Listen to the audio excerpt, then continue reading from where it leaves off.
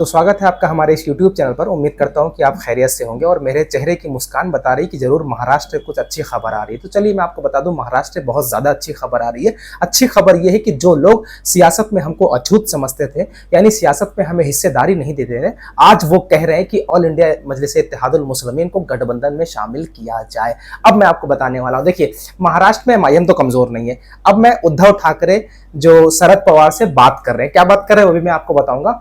इससे पहले मैं आपको बता दूं कि इम्तियाज जलील साहब की नुमाइंदगी में महाराष्ट्र में चुनाव लड़ा जाएगा, जीता जाएगा। गठबंधन हुआ तो वेलकम, और नहीं गठबंधन हुआ तो बहुत ज्यादा वेलकम, क्योंकि गठबंधन के बिना सरकार बनाना ये बहुत ज्यादा मुश्किल है। ये मैं नहीं कह रहा हूं, अब सुनिए। ये तो मुझे समझ में आता है कि गठबंधन के बिना सरकार बनाना बहुत ज्यादा मुश्किल है, लेकिन ये बात उद्धव ठाकरे को भी समझ में आ गई है।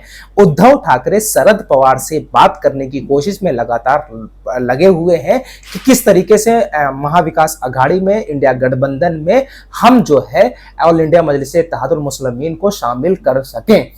देखिए, खबर यही है। अब मैं आपको बताता हूं, खबर ये पक्की है। अब पक्की है वो एक मैं आपको रिपोर्टर के एक छोटा सा क्लिप में आपको दिखाऊंगा, जहां पर शामिल होने की वाली बात कही जा रही है। असदुद्दीन ओवैसी और उद्धव ठाकरे का संभावित गठबंधन। उद्धव ठाकरे कांग्रेस और शरद पवार को असदुद्दीन ओवैसी से दोस्ती करने के लिए मनाने की राजनीति कुछ भी करवाती, और शायद इसलिए आज उद्धव ठाकरे चुनाव जीतने के लिए महाआघाड़ी में ओवैसी की एंट्री चाहते हैं। पार्टी नेता संजय राउत कह रहे हैं कि अगर ओवैसी ने महाआघाड़ी में आने के लिए चिट्ठी लिखी तो चर्चा होगी। नहीं, पार्टी में अगर कोई प्रस्ताव आया होगा तो चर्चा होगी।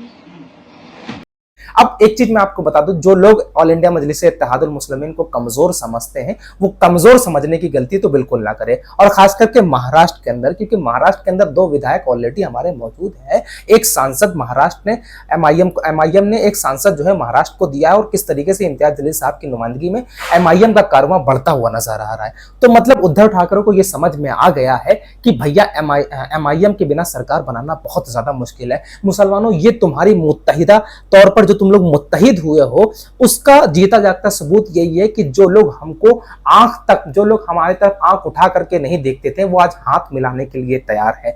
खैर, यही सबसे बड़ी खबर है कि उद्धव ठाकरे शरद पवार से बात करने की कोशिश में लगे हुए हैं, किस तरीके से ऑल इंडिया मजलिस-ए-इत्तेहादुल मुस्लिमीन को अपने गठबंधन में शामिल किया जाए और भाजपा को हराने में कामयाबी हासिल की जाए। खैर, मेरे इस YouTube चैनल को सब्सक्राइब कीजिएगा और वीडियो शेयर कीजिएगा।